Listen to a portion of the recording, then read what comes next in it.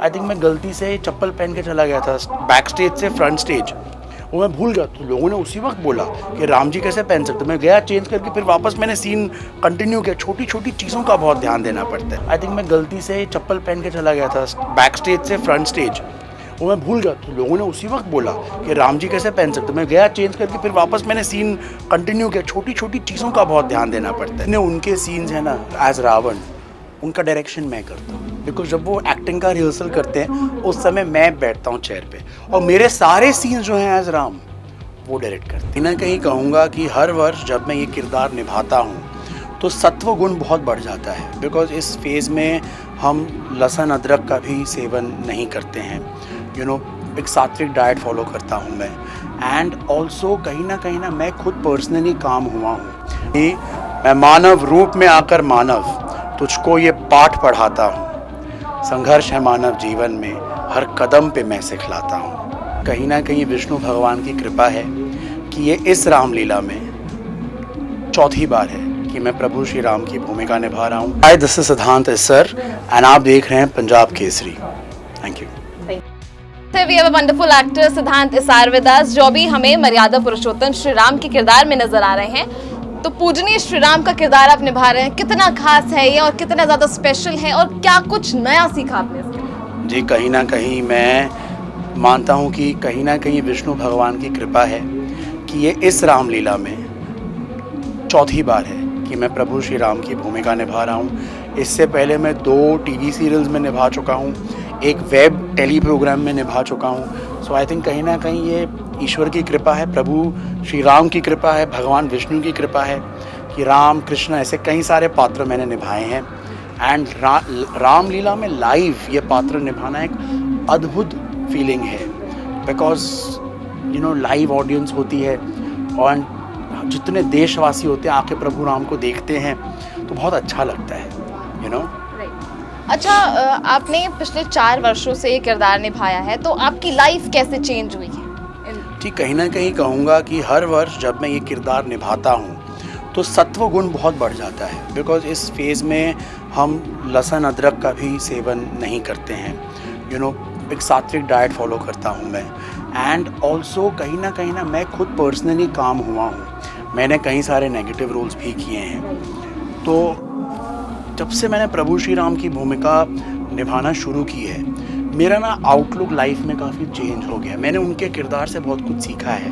वो एक राजा के पुत्र थे, राजा के घर जन्मे थे, लेकिन जिस तरह से उन्होंने संघर्ष किया लाइफ में, तपस्या की, वनों में घूमे, तो मैंने वो उनसे सीखा। तो मैं खुद भी ना लाइफ में भी बहुत लेड बैक हो गया। कुछ उतार चढ़ाव होते हैं तो मुझे बिल्कुल फ़र्क नहीं पड़ता है, मैं दृढ़ निश्चय से आगे बढ़ते रहे। तो ये इम्पैक्ट प्रभु श्री राम का मेरी लाइफ पे हुआ है। जब आप स्टेज पर जाते हैं श्री राम बनकर, क्योंकि अब रिकॉर्डेड तो बहुत सारे आपने किए होंगे, जी। अब ये लाइव करना इतने सारे लोगों के सामने, तो वो डिफरेंस कैसे आता है? जी, पहली बात है डायलॉग्स आपको कंठस्थ याद करने पड़ते हैं। यहाँ पे तो रीटेक्स नहीं है, ना कोई प्रॉम्प्टिंग है, तो जैसे अभी डायलॉग है हमें याद हो जाता है। दूसरा ना ऑडियंस का लाइव रिएक्शन मिलता है। अभी जब अयोध्या से वनगमन हुआ तो मैं रो रहा था, आई वॉज क्राइंग, बिकॉज मैं इतना कैरेक्टर में था। मैं तो रो रहा था, जो लोग ऑडियंस देख रही थी वो भी रो रही थी। हनुमान जी आते बच्चे हंसते हैं, रावण कुछ कहता है तो लोग क्रोधित होते हैं। ये लाइव ऑडियंस का सबसे बड़ा मज़ा तो ये इस समय ना ये अयोध्या की नगरी है, ये नॉर्मल ऑडियंस नहीं है। तो वो बहुत अच्छा गिव एंड टेक होता है। यार मैं अभी 30 ईयर्स का होने वाला हूँ एंड 80 ईयर ओल्ड औरतें आती हैं, लास्ट में आरती उतारती हैं, मेरे पैर छूती हैं, आशीर्वाद मुझसे मांगती है। तो यार ये आस्था तो अलग लेवल पे है। अच्छा, कहते हैं कि श्री राम खुद चुनते हैं, क्योंकि ऐसे किरदार निभाने के लिए सबको मौका नहीं मिलता लाइफ टाइम में, तो ये बहुत बड़ी बात होती है। और भगवान खुद चुनते हैं ऐसी चीज़ों के लिए, तो वो आपके लिए कितना ओवरवेलमिंग होता है? जी, बहुत होता है ना, क्योंकि और कोई भी पात्र हो, वो तो एक एक्टर डिसाइड करता है करना नहीं करना। लेकिन देखिए, श्री राम की भूमिका निभाने के लिए एक तो आपकी एक सर्टन कद काठी होनी चाहिए, नैन नक्श होने चाहिए, एक पर्सोना होना चाहिए। बट बियॉन्ड दैट वो जो भावना होती है, वो आस्था होती है, वो आप में होनी चाहिए, तो ही आप निभा सकते हैं। बहुत लोगों ने ट्राई किया और यहाँ पे तो आप बिल्कुल खिलवाड़ कर ही नहीं सकते। क्योंकि लाइव ऑडियंस है, आपके पास में एडिटिंग का VFX का तो यहाँ पे आपका हेल्प है ही नहीं। यहाँ पे आप ज़रा भी कोई ऊंच नीच कर देंगे उसी वक्त रिएक्शन होगा। मेरे साथ हुआ एक बार, आई थिंक मैं गलती से चप्पल पहन के चला गया था बैक स्टेज से फ्रंट स्टेज, वो मैं भूल गया, तो लोगों ने उसी वक्त बोला कि राम जी कैसे पहन सकते। मैं गया चेंज करके फिर वापस मैंने सीन कंटिन्यू किया। छोटी छोटी चीज़ों का बहुत ध्यान देना पड़ता है। बात करें आगे रिहर्सल की, क्योंकि पुनीत जी भी है यहाँ पर। जी। ऑन कैमरा तो आप लोग राम और रावण हैं, उसके बाद ऑफ कैमरा आप लोग एक फादर सन का डियो है, तो वो कैसे मैनेज होता है और उसमें कितनी मस्ती होती है? बैक कैमरा कितना कुछ मस्ती होता है? जी देखिए, इस वक्त वो रावण के किरदार को जी रहे हैं एंड उनका काम है ऑडियंस तक ये मैसेज पहुंचाना कि रावण में कितनी बुराइयां थी और वो उसको भली भांति पहुंचाएंगे। मैं इस वक्त राम भगवान के किरदार को जी रहा हूँ, है वो मेरे फादर। मैंने प्रभु श्री राम की जो भी कहानी बचपन से सुनी है, उन्हीं से सुनी, उन्हीं से सीखी है, तो इट इज़ वो है। बट ऑन स्टेज मैं पूरी तरह से प्रभु श्री राम के पथ में बिलीव करूँगा एंड ऑन स्टेज वो रावण में बिलीव करेंगे, वो अपना किरदार नहीं छोड़ेंगे, मैं अपना। अच्छा, कोई कॉन्फ्लिक्ट्स होते हैं इन बिटवीन कि वो राम बने और फिर आप लोग जाके घर में डिस्कस करते हैं या रात को डिस्कस कर रहे हैं कि ऐसे ज़्यादा बोल दिया, तुमने ज़्यादा बोल दिया? सीन को की अप्रोच को लेकर अक्सर कॉन्फ्लिक्ट होते हैं, लेकिन ये पॉजिटिव कॉन्फ्लिक्ट होता है।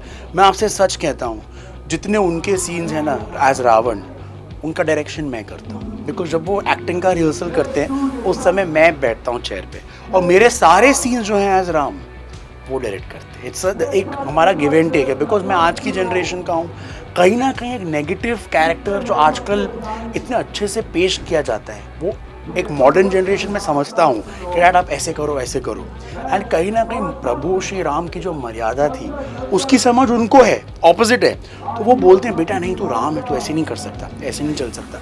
ही guides me and I help him, वैसा है। एक छोटा सा फन सेगमेंट करेंगे सिद्धांत के साथ हम। अगर राम जी आज सोशल मीडिया पर होते तो उनका इंस्टा बायो क्या? उनका इंस्टा बायो ये होता कि मैं मानव रूप में आकर मानव तुझको ये पाठ पढ़ाता हूँ, संघर्ष है मानव जीवन में, हर कदम पे मैं सिखलाता हूँ। ये होता कि you have to learn how to struggle. Life easy नहीं है। आजकल इंस्टाग्राम के जो बच्चे हैं ना, उनको इंस्टेंट ग्रेटिफिकेशन की आदत है। एक पोस्ट डाला, लाइक्स मिल गए, लाइफ बन गई। नहीं, राम जी ने 14 साल वनवास में तपस्या की थी, तब जाके वो राम बने। तो ये बायो होता है उनका। राम जी इंस्टा को वैलिडेट नहीं करते। वैलिडेट बिल्कुल नहीं करते। वो कहते हैं परिश्रम करो और प्रतीक्षा करनी पड़ती है। उनको राज सिंहासन पे आने के लिए वो राजा के घर जन्मे थे, ठीक है, राजा के पुत्र थे, लेकिन 14 साल वनवास में रहे। वो तो ये इंस्टा जनरेशन को लाइन पे ले आते एकदम। अच्छा, राम जी के पास व्हाट्सएप होता तो जो उनका लास्ट सीन होता वो एवरीवन होता, कांटेक्ट होता या नोबडी होता? उनका होता जो भक्त होते, जो उनमें आस्था रखते, उनके लिए वो अवेलेबल रहते, और जो उनमें बिलीव नहीं करते तो उनके लिए तो नॉट सीन है। बिकॉज उनमें विश्वास ही नहीं। जैसे रावण मानता ही नहीं था कि वो ईश्वर है, तो उसने कभी उनकी प्रभुता देखी ही नहीं, तो उसके लिए नॉट सीन थे। राम जी को अगर रील्स बनाने तो सबसे ज्यादा रील्स किसके साथ बनाते? सीता जी, हनुमान जी या फिर और?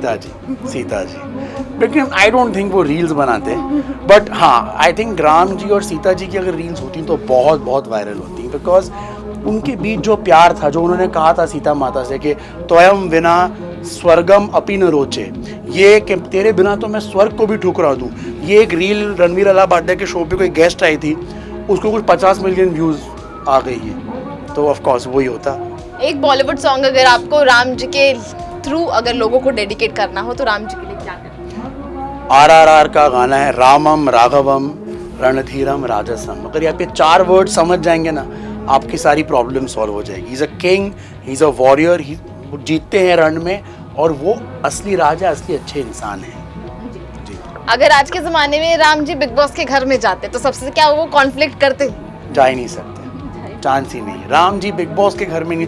बिग बॉस के घर में तो रावण भी नहीं जाते, वो भी बहुत ग्रेट पंडित थे। बिग बॉस के घर में ताड़का, मरीच, सुबाऊ, कुंभकर्ण भी जाने देता, सुबह सुबह उठना पड़ता है। वहाँ पे सब अटरम पटरम जो कैरेक्टर्स है ना, वो सब जाते हैं। स्वरूप नखा, उन सब ऐसे ही लोग जाते हैं बिग बॉस के घर में।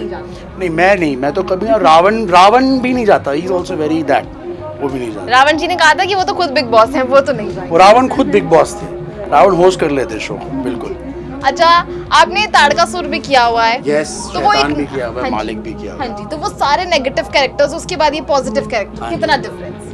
जी देखिए, जब भी मैं कोई नेगेटिव कैरेक्टर करता हूँ, सच कह रहा हूँ, मैं बहुत लिबर्टीज़ लेता हूँ। मैंने शैतानी रस्मों में मेन नेगेटिव लीड किया था शैतान का। तारकासुर में मैं अगेन मेन नेगेटिव लीड था, उसके लिए मेरे को आईटी अवार्ड नॉमिनेशन भी मिली। वहाँ पे क्या होता है ना, बहुत लिबर्टीज़ ले लेते हैं, मतलब आपकी वॉक में, स्टाइल में, स्वैगर में बहुत चीज़ें। लेकिन जब आप प्रभु श्री राम की या प्रभु श्री कृष्ण की भूमिका निभाते हैं, शिव की भूमिका निभाते हैं, आप अपनी मॉडर्न एलिमेंट उसमें ऐड नहीं कर सकते, क्योंकि कहीं ना कहीं आपको एक भगवान की छवि की रिस्पेक्ट करनी पड़ती है। सो वो हमने ज़रूर किया है, बिल्कुल। Thank you so much Punjab केसरी.com के साथ जुड़ने के लिए। Thank you so much and this was Siddhant सारुवेदास।